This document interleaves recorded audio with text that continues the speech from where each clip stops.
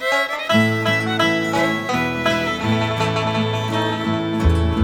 was an old woman and she lived in the wood. Wheel ya, water ya. There was an old woman and she lived in the wood, down by the river Salya. She had a baby 3 months old. Wheel ya, water ya. She had a baby 3 months old, down by the river Salya. She had a penknife long and sharp. Wheel ya, water ya. She had a penknife long and sharp, down by the river Salya. She stuck the penknife in the baby's heart. Wheel ya, water ya.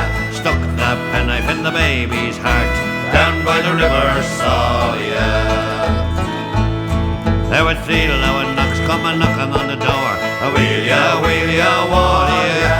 3 loud knocks coming knocking on the door, down by the river Salya. There were 2 policemen and a man.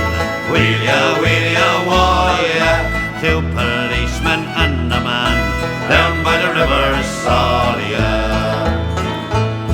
They took her away and they put her into jail. Wheel ya, water ya. They took her away and they put her into jail, down by the river Salya. They put the rope around her neck. Wheel ya, water ya. They put the rope around her neck, down by the river Salya.